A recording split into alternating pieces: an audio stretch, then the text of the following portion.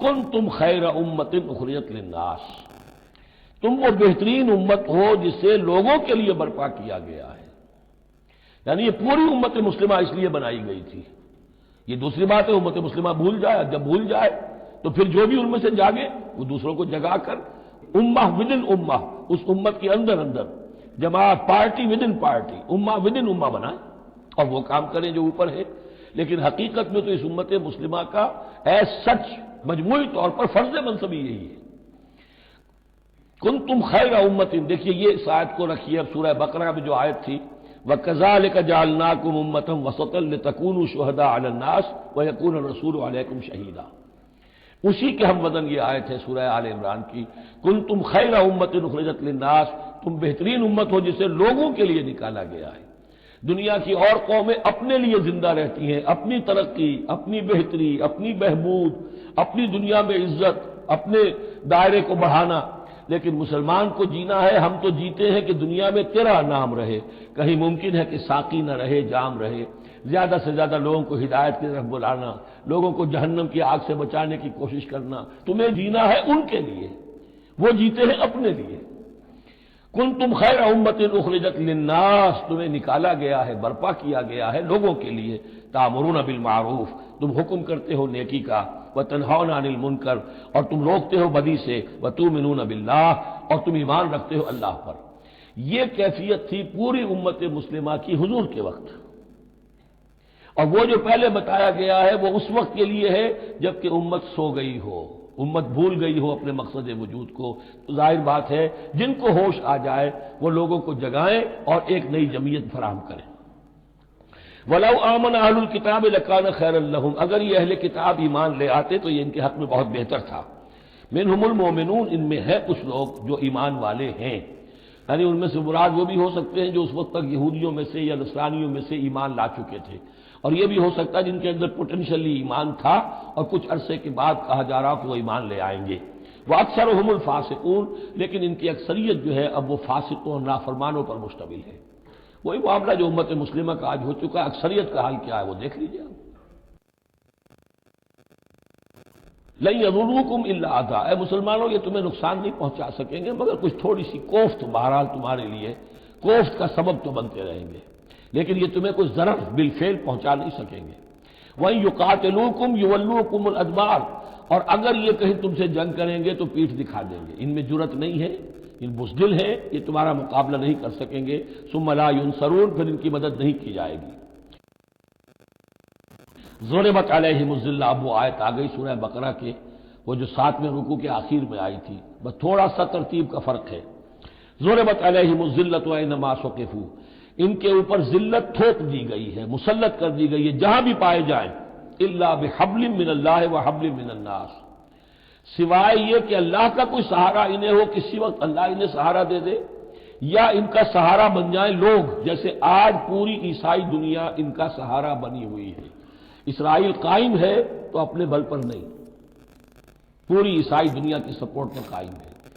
ابھی جو یہ جنگ ہوئی تھی خلیج کی جنگ، تو جو اس کا کمانڈر ان چیف تھا، اس کا وہ نام میرے ذہن سے اس وقت اتر رہا ہے، اس نے صاف کہہ دیا تھا، اس لیے کہ فوجی لوگوں کی زبان سے نکل جاتا ہے، جن کے منہ سے نکل جاتی ہے، جن کے منہ سے سچی بات مستی میں، فقیہ مصلحت بھی سے وہ رند بادہ خار. اچھا انہیں صاف کہہ دیا تھا یہ پوری جنگ ہم نے اسرائیل کے تحفظ کے لیے لڑی ہے. کس قدر خون ریزی ہوئی ہے، صرف اسرائیل کا تحفظ پیش نظر تھا. تو یہ ساری سپورٹ ان کی ہے. ضُرِبَتْ عَلَيْهِمُ الذِّلَّةُ أَيْنَمَا ثُقِفُوا إِلَّا بِحَبْلٍ مِّنَ اللَّهِ وَحَبْلٍ مِّنَ النَّاسِ وَبَاءُوا بِغَضَبٍ مِّنَ اللَّهِ، اور یہ اللہ تعالیٰ کا غضب جو ہے اور غصہ انہوں نے حاصل کر لیا ہے. وَضُرِبَتْ عَلَيْهِمُ الْمَسْكَنَةُ، اور ان کے اوپر کم ہمتی مسلط کر دی گئی ہے. ذَلِكَ بِأَنَّهُمْ كَانُوا يَكْفُرُونَ بِآيَاتِ اللَّهِ، جو کہ تو وہی الفاظ آ رہے ہیں، اور اللہ تعالیٰ تو ظالم نہیں ہے. ان کا یہ حشر اس لیے ہوا ہے کہ یہ اللہ تعالیٰ کی آیات کا انکار کرتے رہے. وَيَقْتُلُونَ الْأَنبِيَاءَ بِغَيْرِ حَقٍّ، اور انبیاء تک کو قتل کرتے رہے ناحق. ذَلِكَ بِمَا عَصَوْا وَكَانُوا يَعْتَدُونَ، اور یہ ہوا اس لیے کہ انہوں نے نافرمانی کی روش اختیار کی اور حدود سے تجاوز کیا. لیسوا سواء، پھر وہی بات جو میں عرض کر چکا ہوں، یہ سب کے سب برابر نہیں ہیں، ان میں سے اچھے بھی ہیں برے بھی ہیں. من اہل الکتاب امۃ قائمۃ یتلون آیات اللہ آناء اللیل وہم یسجدون، اہل کتاب میں ایسے لوگ بھی ہیں جو کھڑے رہنے والے لوگ ہیں، سیدھے راستے پر ہیں، اللہ کی آیات پڑھتے رہتے ہیں رات کے اوقات میں اور سجدہ بھی کرتے ہیں۔ خاص طور پر چونکہ یہاں اہل کتاب کا لفظ آ رہا ہے، جو عیسائی راہب تھے حضور کے زمانے میں، ان کا ایک کثیر تعداد جو ہے وہ اس کردار کی حامل تھی۔ انہی میں سے ایک بحیرہ راہب تھا جس نے بچپن میں حضور کو پہچان لیا تھا، تو ان میں ایسے لوگ موجود تھے۔ یقیناً کوئی چھپے ہوئے ہوں گے یہود میں بھی، لیکن اکثر و بیشتر یہود میں سے یہ کردار ختم ہو چکا تھا، بہت ہی چند لوگ، لیکن عیسائیوں میں بکثرت موجود تھے۔ یؤمنون باللہ والیوم الآخر، وہ ایمان رکھتے ہیں اللہ پر اور یوم آخر پر، وَيَأْمُرُونَ بِالْمَعْرُوفِ وَيَنْهَوْنَ عَنِ الْمُنکر، نیکی کا حکم دیتے ہیں بدی سے روکتے ہیں، وَيُسَارِعُونَ فِي الْخَيْرَاتِ، اور نیکیوں میں ایک دوسرے سے آگے نکلنے کی کوشش کرتے ہیں، وَأُولَٰئِکَ مِنَ الصَّالِحِینَ، اور یقیناً یہ صالحین میں سے ہیں۔ وَمَا يَفْعَلُوا مِنْ خَيْرٍ فَلَنْ يُكْفَرُوهُ، جو خیر بھی یہ کریں گے تو اس کی ناقدری نہیں کی جائے گی۔ واللہ علیم بالمتقین، اللہ تعالیٰ اپنے ایسے متقی بندوں سے واقف ہے۔ ان الذین کفروا لن تغنی عنہم اموالہم ولا اولادہم من اللہ شیئا، اس کے برعکس جو لوگ کفر پر اڑ جائیں گے ان کے کام نہیں آ سکیں گے، نہ ان کے اموال نہ ان کے اولاد اللہ سے بچانے میں کچھ بھی۔ واولئک اصحاب النار، وہ جہنمی ہیں، ہم فیہا خالدون، اسی میں رہیں گے۔ مثل ما ينفقون في هذه الحیات الدنیا کمثل ریح فیہا سر اصابت حرث قوم ظلموا انفسهم فاہلکت۔ اب یہ جو جنگیں کر رہے تھے قریش مکہ، تو ظاہر بات ہے کہ وہ بھی انفاق کرتے تھے، فوج تیار کرنی ہے، اونٹ چاہیے، سواریاں چاہیے، ہتھیار چاہیے، تو خرچہ کرتے تھے نا۔ اب یہ اس کی طرف اشارہ ہے کہ یہ لوگ جو دنیا کی زندگی میں کچھ خرچ کرتے ہیں، یا تو دین کی مخالفت کے لیے، یا اپنے جی کو ذرا جھوٹی ایک تسلی دینے کے لیے کہ ہم کچھ نہ کچھ صدقہ خیرات بھی کرتے ہیں چاہے ہمارا کردار کتنا ہی گر گیا ہو، تو ان کے انفاق کی مثال ایسی ہے کمثل ریح فیہا سر، کہ جیسے ایک زوردار آندھی ہو جس میں پالا ہو، بہت ٹھنڈ ہو، اصابت حرث قوم، وہ کسی قوم کی کھیتی کو آ پڑے، ظلموا انفسہم، جنہوں نے اپنی جان پر ظلم کیا، فاہلکت ہو، اور اس سب کو تباہ و برباد اور تہس نہس کر کے رکھ دے۔ یعنی ان کی یہ نیکیاں، ان کا یہ انفاق، ان کی یہ جد و جہد، یہ سب کی سب بالکل ضائع ہو جانے والی ہے، ہبط ہو جانے والی نیکیاں اور ضائع جانے والی ان کی ساری مساعی اور دوڑ دھوپ۔ وما ظلمهم اللہ ولکن انفسهم یظلمون، اور انہوں نے، ان پر اللہ نے کوئی ظلم نہیں کیا بلکہ وہ اپنی جانوں پر خود ظلم ڈھا رہے ہیں۔ یا ایھا الذین آمنوا لا تتخذوا بطانۃ من دونکم، اہل ایمان مت بناؤ اپنے بھیدی اپنے سوا کسی کو، یعنی رازدار نہ بناؤ سوائے کسی مسلمان کے جس کے بارے میں اطمینان ہو، صاحب ایمان ہے، اس کے علاوہ کسی اور شخص کو اپنا بھیدی نہ بناؤ۔ چونکہ یہ مدینے میں رہتے تھے بہت عرصے سے، ان کی دوستیاں تھیں یہودیوں کی، اور ادھر جو ہے یہ اوس اور خزرج کے لوگوں کی، وہ دوستیاں ہیں، پس منظر ہیں، پرانے تعلقات ہیں، روابط ہیں، اس کی وجہ سے وہ بسا اوقات جو راز کی باتیں ہوتی تھی وہ بھی بیچارے سادہ لوح مسلمان اپنی نیکی کے اندر سادگی میں وہ بھی ان کو بتا دیتے تھے۔